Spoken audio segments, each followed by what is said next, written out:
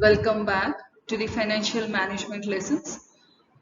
We have completed financial management introduction meaning, and we have also completed understanding about the capitalization. Now we'll study about the capital structure. Yeah, capital structure. So we all know that capital is the most important component of any type of business. See here, the most crucial component of starting a business is capital. Capital acts as a foundation of the company. Yes, debt and equity are the two primary types of capital sources for a business. To start any business, we require capital. How that structure should be, that we are going to study over here. Okay. Yeah, the meaning of capital structure. Capital structure is defined as the combination of equity and debt that is put into use by a company in order to finance the overall operations of the company and for its growth. Capital structure is the mixture of capital put into the business. Okay. So as per the definition, it's a combination of debt and equity that is put into the company, and for what we require finance. For what? For every activity of a company or organization, capital is required. Now that capital, it can be taken in the form of equity or debt. Now in this, what we are going to understand is structure, how much of equity and how much of debt. Ultimate is we have to think about the EPS and the surplus of the company. So for that, what type of structure is required, that itself defines the capital structure. So as I told you, capital structure means the total combined investment of a business consisting of equity share capital, debentures, retained earnings, preference shares and other long-term borrowed funds. As I told you, capital is a formation of debt and equity. So it consists of what? Equity share capital, debentures, retained earnings, preference shares and other long-term borrowed funds. Yeah, definition according to Justin Berg, capital structure refers to the makeup of a firm's capitalization. That is, the types of securities to be issued and relative proportion of each type of securities in the total capitalization. So the relative proportion, according to this definition, of course, it's a mixture of debt and equity. What into what proportion? How it is helpful? How it has to be calculated? The proportion of each type of securities that is taken into the capital. So we have a term called as capital gearing. Capital gearing refers to the relationship between what? Owned funds and borrowed funds. It's a relationship.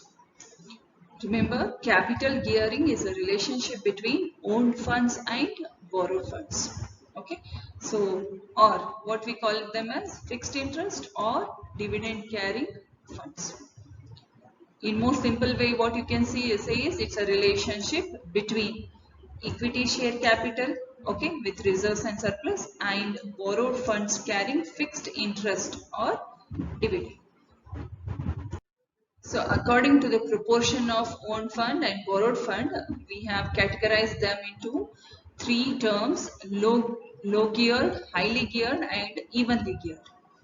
So low geared means if the proportion of equity share capital is higher than the borrowed funds carrying fixed interest or dividend, then it is called as low geared. So opposite to that is highly geared. If the proportion of equity share capital with reserves and surplus is lower than the borrowed funds carrying fixed interest or dividend, then it is called as highly geared. So we have evenly geared. If the proportion of equity share capital and other borrow fund is equal, then we call it as evenly geared. So in the capital gearing is relationship between equity funds and borrowed funds. Low geared means equity share capital is higher. Highly geared means equity share capital is lower than the borrowed funds. If both are equal, then we call them as evenly geared. So we'll try to understand some of the advantages of capital gearing. So first one is when the organization is highly geared. So when organization is highly geared means equity share capital is lower than the borrowed funds.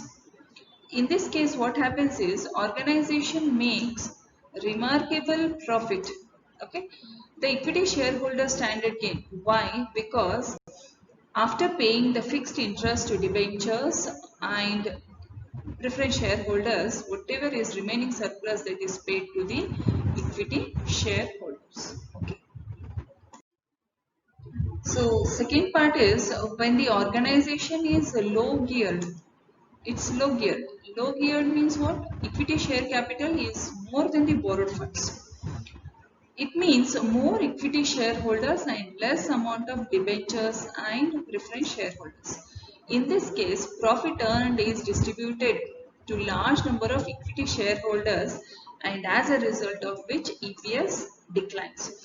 So as we have studied in our previous lessons also, always in financial management, when you want to go for a long term benefit of the company, always think about the EPS. Try to make it maximum. So what is trading on equity?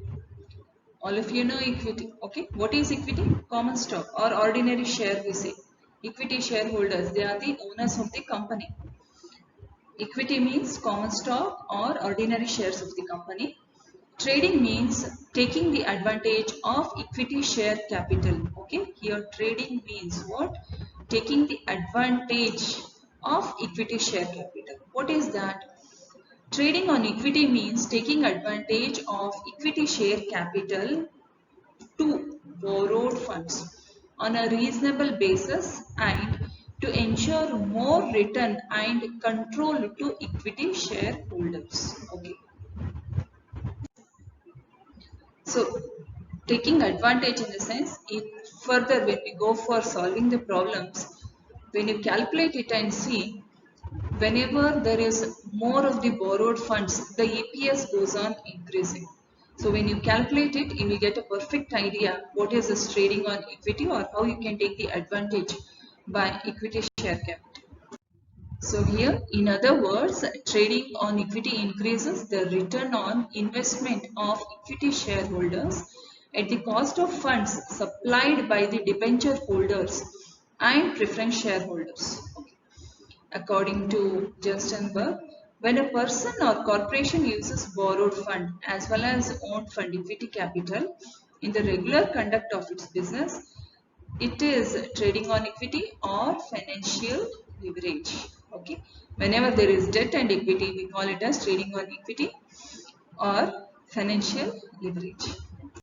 So here we have two types of trading on equity, trading on thin equity and trading on thick equity. Trading on thin equity, it means ratio of equity capital is very low as compared to the preference capital and long-term borrowings. So trading on thick equity means the ratio of equity is large as compared to the preference capital and long-term borrowings. Okay, trading on thin equity where equity ratio is low, thick equity means it is large. Okay. So optimum capital structure. This is very important. Every organization wants to reach this optimum capital structure. So what is this optimum capital structure? Optimum capital structure means an ideal combination of borrowed funds, okay, and owned capital. It is an ideal combination of borrowed funds and equity capital as to minimize the cost of capital and maximize the market value of shares. So ultimately, every organization wants to reach optimum capital structure. It's an ideal combination of borrowed funds and equity capital, where EPS should increase and cost of capital should be minimized. Okay. So let us look into a definition of optimum capital structure. According to E.W. Walker, an optimum capital structure can be properly defined as that security mix that minimizes the firm's cost of capital and maximize the firm's value. Ultimately, everything is same. Minimize the cost, maximize the wealth. Equity capital and retained earnings are called equity. Payment of dividend is not fixed, depends on profit. Okay, these just terms I'm telling you what is equity, equity capital as well as retained earnings. Here there is no fixed payment, it depends on profit. But borrowed fund is what? It's a debt. It is a fixed liability of a company which has to pay the fixed rate of interest whether the company makes profit or loss. These two terms you should be very perfect. We are into capital structure. It is totally on borrowed fund and owned fund.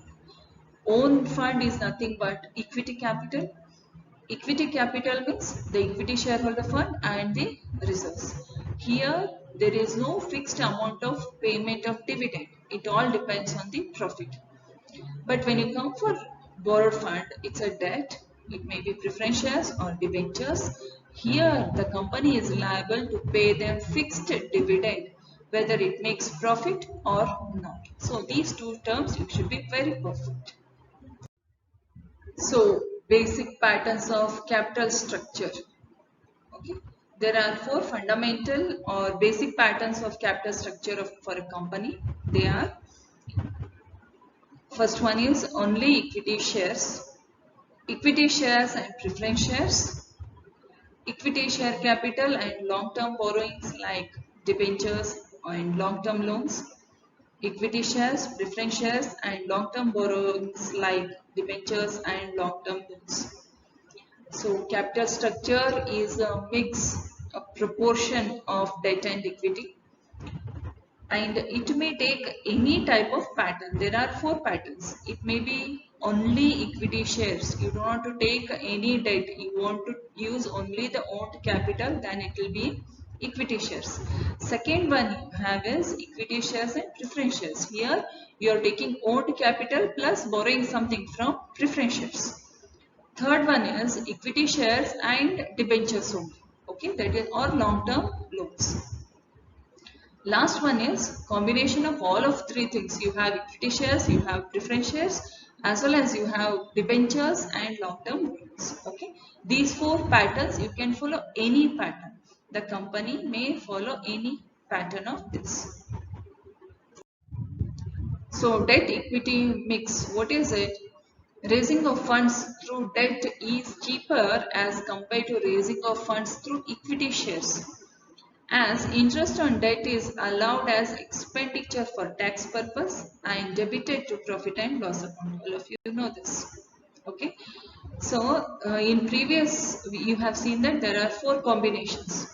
One is only equity, one is equity with preference, next one is equity with debentures. So that's a debt, long-term debt. So whenever you are taking debentures, what you are doing, you are paying interest. There's a difference between interest and dividend. For debentures, you pay interest. That interest is reduced or deducted where in the profit and loss account as what? As expenditure for tax purpose. Clear about this? So you will get a benefit over here. First you will deduct the interest, deduct that, later on you will calculate the tax. Okay, hence raising of funds by borrowing is cheaper and results in higher profits, okay, to shareholders, which increases the EPS, which is the main objective of the company. Since we have started studying financial management, one of the major objective is wealth maximization. What is that? Increasing the wealth of the shareholders. Ultimately, what? Earnings per share of the shareholders, which also is beneficial to the company's goodwill. In the long term, it increases the goodwill of the company, market value of the shares increases, and that will be benefit to the company. Clear about this? Okay, in this we have studied or tried to understand what is capital structure. And here most important is what are the 4 basic combinations of capital structure. We have to keep those in mind and how it is beneficial. Taking that into concept, we will be solving the problems.